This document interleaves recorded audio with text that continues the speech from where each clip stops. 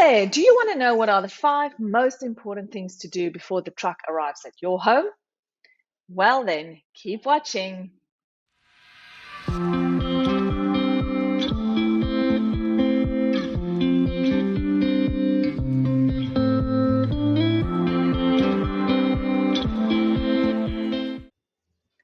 Before we continue with the episode, I just quickly wanted to jump in here to let you know that Migration Made Easy, which is our signature online course, will be opening its doors very soon again. If you are serious about making your way over to Australia as soon as possible and you want to become a part of the best community on the internet, you want to make sure that you are on our waitlist. www.chamonixtv.com.au/waitlist.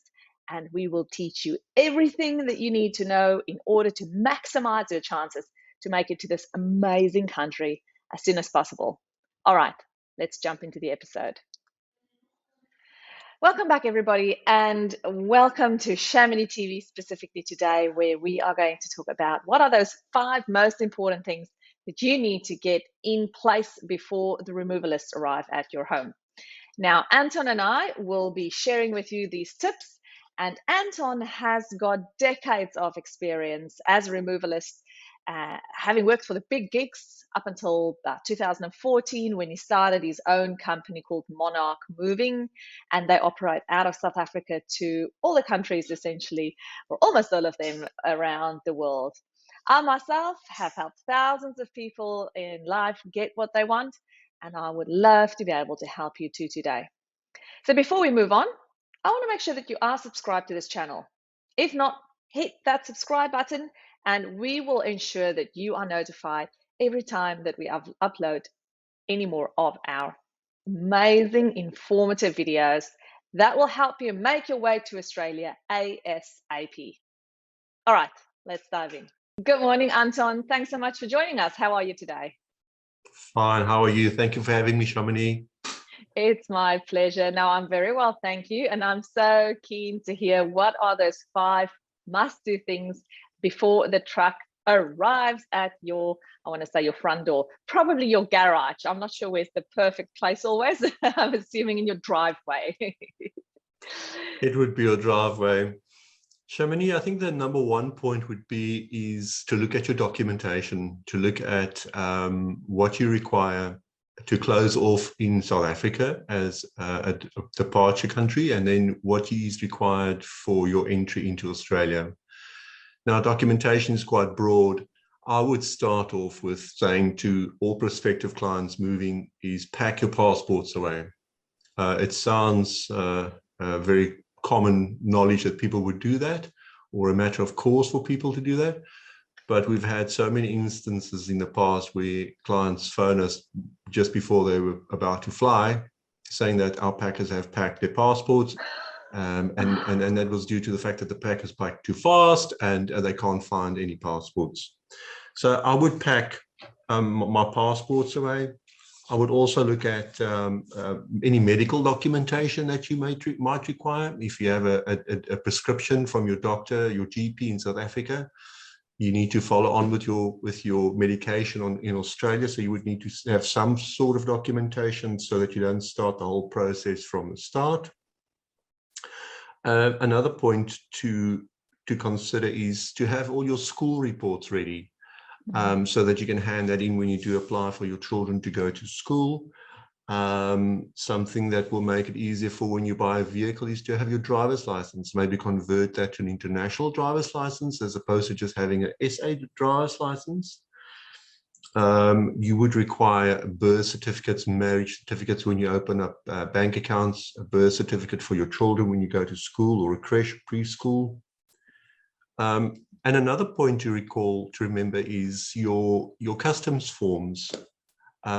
You would need to know what customs forms are required when you're moving furniture, household effects, secondhand or new, into Australia, because there will be a process to be followed with regards to the duties and taxes payable on those effects.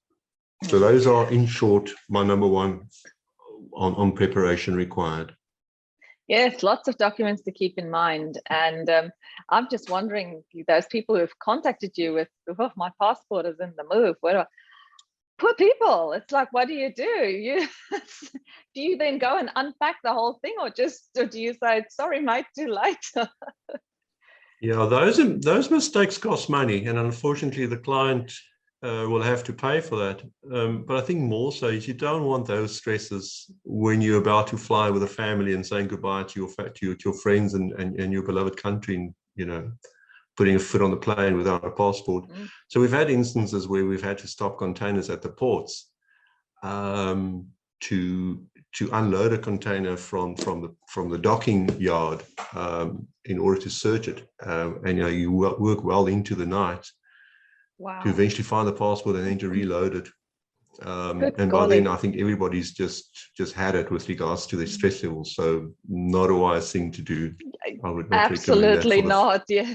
But as you say, when you're in the process of moving and the truck's going to come tomorrow, you're so flustered because usually most people are not entirely ready for the truck to arrive. I know from firsthand experience. And you just don't think about those things necessarily. So you just like essentially you take the last box and you go and you just throw everything into the box almost, and so off goes the truck, and then when it's too late. Yeah, Yeah. it's important to note that when you try and work through your home to have a dedicated area where nobody's allowed, except for you and your family, and those are items that you either want to give away as a present to friends or documentation, as we're talking about, just items that's a kind of no-go zone so that you can clear your mind and not having to throw, as you say, everything into a box at the last minute. Very, very good points. Well, that's the point of this video, so that we help you watching the video not to make these mistakes. Absolutely. And tell me, Anton, the second point relates to marking things. Tell us, what can we do to make sure that we are properly prepared when the truck arrives? So I would advise our clients, to try and establish from the moving company what exactly or what volume you're being quoted on. And that will determine what you can and what you can't take. So if you have, let's say, 80% usage of a container, it's perhaps best to just fill it up as opposed to disposing of items in South Africa, because you don't really have a good second-hand market in South Africa for furniture. So you're not really going to get a lot of money. I would start with that. And then I would look at my customs documentation again. So into Australia, what items are prohibited, what items are restricted. I would not consider restricted items, although you can take it, but there will be duties and an inspection fee applicable. But it's expensive. It can cause delays. I would move away from that. And items, if you are going to fill up a container and you would really like to take your grandma's bed that's 80 years old, but it's sentimental value, but it's quite bulky and chunky, I would perhaps put sentiment aside and look at the more items that you can fit into your container. So label items that will go, that's maybe if you want to prioritize your load, I would suggest that you put some stickers on your color-coded stickers on your items so that the packers know that they can pack that last. So once the loading process takes place on the last day and there's space, then the guys can go back and into your home and pack those items as they see there's space available. And items that you're going to travel with in your suitcase, or a few more items, also pack that away, color code it, put a stick on it, do not pack.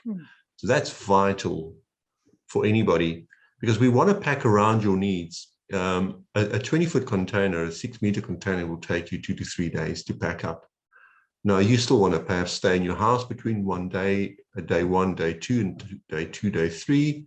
So therefore, it's always important to leave your coffee cups open, available, a microwave, those kind of things, to leave the beds until the last possible moment, to leave your curtains up. So that's important to have that kind of dialogue with the clients, with your moving company prior to the arrival. Yes, I can imagine some people would be packing things that they didn't necessarily want, and then once they arrive at their new space, they've got, suddenly there's things they thought, oh, I thought we were leaving those at home. And then you had to leave some stuff because the container was too full. So yes, Yep. clearly marking is a very important one. And that takes us to point number 3, because the stuff that you want to get there needs to be insured. So tell us about completing your insurance forms well before the truck arrives, please, Anton. Clients always tend to leave that until 99. And often it would be a case where we want to pack contents, and then clients don't remember what's in a box or what they have, what they don't have. And then it's a case of unpacking those cartons so that clients can insure those items. It's so important to have a fully comprehensive marine insurance. Now, that's a mouthful, but what we're looking for is a policy that will cover you for your transit from point A to point B, and maybe a window period of 10 to 20 days after the unpacking process, so that you have enough time to go through your home to see where there's any damages, and then consult with your removals company. It's important to complete your insurance form based on your replacement value. So what will your desk, what will your mirror cost you to replace in Australia? Now, there are certain things that's less expensive, but I know that leather couches, for one, it's very much more expensive in Australia than it is in South Africa. Linen, clothing, those kind of things are also quite expensive. Your white goods, your dishwashers, washers, dryers, they're perhaps on the same level as in South Africa. But it's vital to start as early as possible. Do some research on the net, and that will give you values on a couch, for example. But it's interesting to note that in South Africa, we got so many variables of a couch, because the material differs, the manufacturer is different, something is a bit cheaper, leather couches are more expensive. So where does your couch fall into this equation? But end of the day, if you do have a claim, you want to be compensated enough in Australian dollars once you've done the conversion back in Australian dollars in order to replace that item as a like for like. So and don't leave items out. If you have an item or items that has no value, textbooks, old textbooks perhaps, or Tupperware, that loses its value very quickly, rather note that on the insurance form and saying no value, sentimental value only, so that the insurance companies can see that you haven't done a selective insurance, because that's against insurance policy, or that you've underinsured. So that's very important. So that will give us enough time to then consult with our insurance broker. They can go through the insurance form, and if they have any questions, they can come back to us, which we will then come back to our clients in turn to discuss any issues that might arise. Very good. Just off the top of your head, how many people would you say put in insurance claims after a move, generally speaking? So we are quite fortunate. We spend a bit more money on the packing material, on the raw material that we use. So our cartons are double cartons. Our materials are quite strong.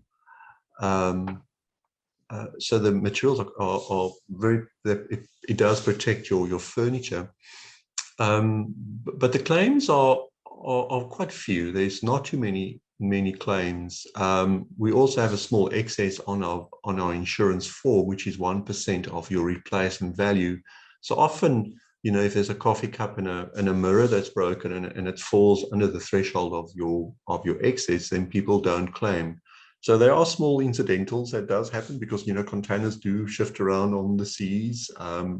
Ports both in South Africa and in Australia would handle your container. And if there's shock and vibration that goes through your container, then there might be damage.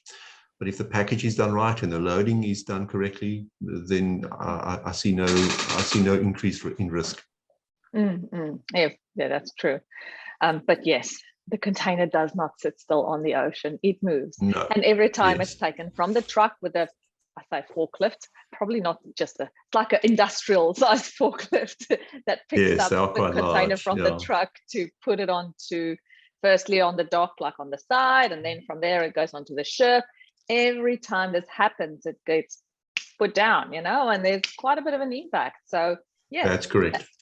I think personally, you should just go in with an expectation that something is going to break in some shape or form. Just, you know, if you just accept that it's not going to be perfect, everything necessarily, then you probably would not be as let down if you do open your crate and you see, oh, the mirror has broken. You know, talking about mirrors. I see that. Your insurance is a grudge buy, Chamonix, so people don't want to pay a premium. But when there's a claim, you know, that's what happens. You have to be compensated for that. But we also do many containers. And it's quite boastful to say, but we do many containers where clients do have insurance, but they have no claim. So that's what we go for. You know, we aim for that bull within the target, so to speak. But as you say, there is inherent risk. If items shift around and there's shock and vibration from being handled at the ports on either side, your risk increases. Yes, yeah, very true. So moving on to the fourth point of what it is that you got to do before the truck pulls into your driveway, you are going to tell us a little bit about preparing your electrical items. So what have people got to do to make sure that you know, they're all ready to get onto the truck? Well, firstly, make sure that you're out of bed by the time the truck arrives. Rather important, except if you just want to go in the container, you know, less stress. Make sure that you don't going to sit down for breakfast before the packers arrive, because I mean, it's important to be well prepared and knowing that when the guys arrive at 8 or 9 o'clock in the morning, that you are ready for them and you're dressed and you are ready.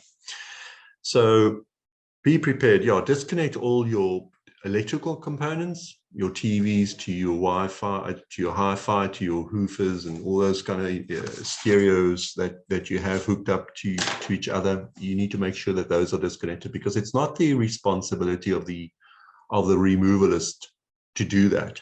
You know, it gets quite complicated, and it's easy to disconnect and just pull wires out of a system.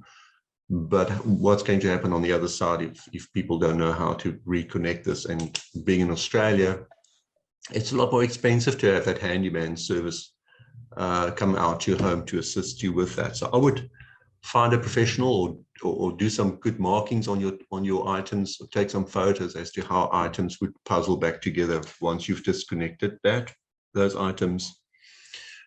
I would strongly suggest or advise all the clients moving, and there's a lot of people moving from security estates, especially in Gauteng, that our trucks 80% of the time cannot get access into your security estate. So you would need to inform the body corporate to say, listen, this truck's arriving on Friday.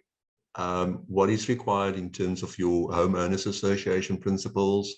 Can my 6 meter stand here outside my house on what is required?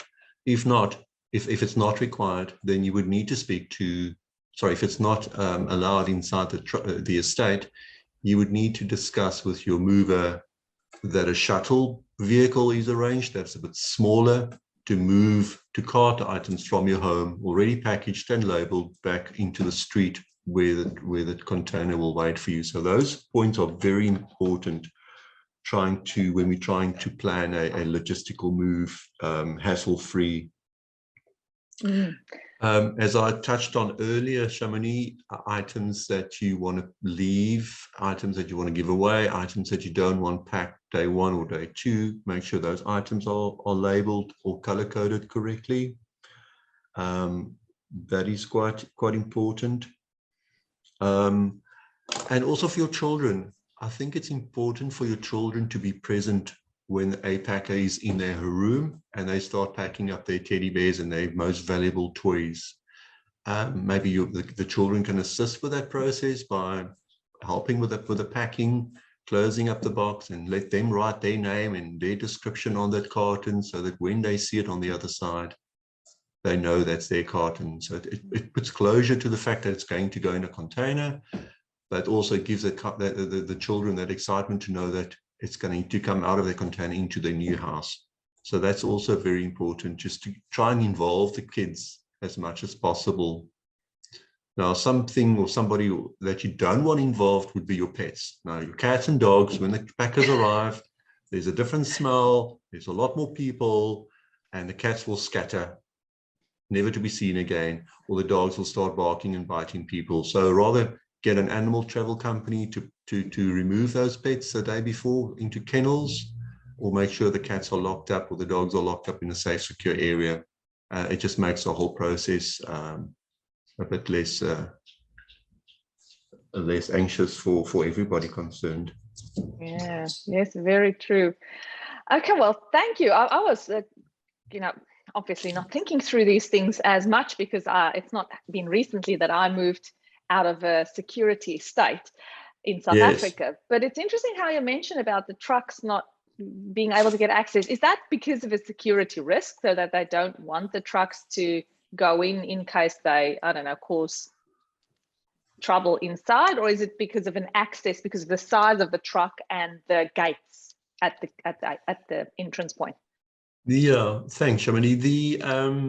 The access is limited if there's brick paving on the roads, because weight will hurt, that will damage your brick paving within the estate. So the homeowners would not allow a certain weight on the within the estates, but more so if there's an overhang at the entrance. Trucks can't get in because it's simply just too high. That is also a big factor. Wow, yeah, I never thought about needing to have a shuttle vehicle. That's almost double moving. Wow. Exactly, and it's important to notify your neighbors, because these trucks are long, and it would park inside, or it will park across their driveway. So access for them would be limited as well. So if you have a good relationship with them, just kindly ask them if they don't mind parking in the street for the duration of the move, just to consider them with that aspect as well. Wow, yeah. And I'm so glad that we've had you on here to come and explain the 5 things, because just to make sure that the last one, the 5th one, was informing the body corporate of your estate that, your truck will be arriving. So get those all organized long before the truck comes. Otherwise, it's just going to take much longer to get the process completed if the truck got to stand there outside and wait, and you don't have a shuttle vehicle to come and do the things that maybe, or if they don't have permission to bring it in. So yes, we really appreciate all your insight that you've provided to us, Anton. And yeah, I hope that everybody watching this will take these 5 points into very important consideration, because it is a stressful period. Moving anywhere, let alone moving overseas, is a big undertaking for a family. And as you say, when there are children involved and when there are animals involved, it becomes a much bigger thing. So preparation is the name of the game. You got to make sure. Absolutely. All the ducks in a row. And so we do appreciate you. Tell us a little bit about Monarch Moving, and how long have you guys been in the business for, please, Anton? Thank you. So Monarch Moving has been operating since 2014. So we 8 years old. We do national work, we do internationals, we do the packing, the storage, we do art. We're quite big into the art sector. But from an experience perspective, I think collectively within the staff that work at Monarch, we probably have about 80 to 90 years collective experience. So we've been doing this for a long time. I personally have been doing this for 28 years. I do come from the bigger companies where I learned my trade. And in 2014, I realized that, I've got such a good rapport with my corporates, and they follow me for me, not for the company that I did represent at that time. That it was time to go on my own.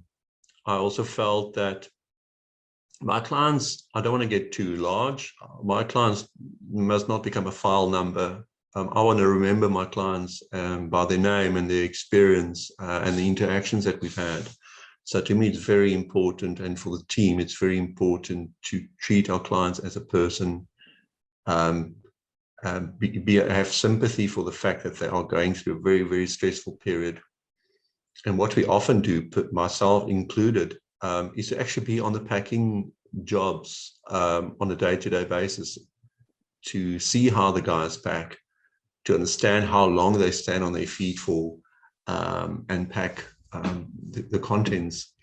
And for the common questions that come up from our clients during the packing stage, how can we make those, what we can learn from those questions being asked? Because it's very easy to sell a removal, but the logistical, practical aspect is very important. And I feel that's lacking within the removals industry, where people leave it up to the packing crew just to go and do their thing. But we take turns, our sales manager, our operations manager, myself, our relocation executive, Kyle, he would be on the job to make sure that everything goes fine. So we do give that personal input when it comes to moving. And that's Monarch for you. That is awesome. And to just confirm, you do moving people's containers, obviously corporate as well, but to anywhere in the world. It's not just Australia. Australia's popular, New Zealand's popular. We do anywhere in the world. We've done recently one to Jamaica, we've done to Chile. South America is becoming quite popular because it's quite cheap to get a residency for South Africans that don't have the funds. If you were to buy a golden visa in Portugal or Spain, it's quite expensive. So it's cheaper to buy a golden visa or a residency in South America. So people are going there at the moment. The States is also very popular, in the UK. Europe also very popular. So yeah, we cover all areas in the world, except Awesome. for Iraq and Iran. We don't go there. I don't blame you. No. Thanks so much for your time, Anton. We appreciate it. And again, for sharing that really valuable insight on how to prepare yourself for your big move. Thank you for having me.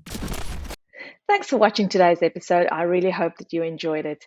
If you want to find your dream life faster and land your Aussie job sooner, Migration Made Easy, our signature online course, is the place to be for you. Hop onto chamonixtv.com.au/waitlist to make sure that you know when our doors do open the next time. Thanks for coming back each week, and I hope you hit the subscribe button so that you are notified whenever we have a new episode. All right, my friend, I'll see you in the next one. Goodbye.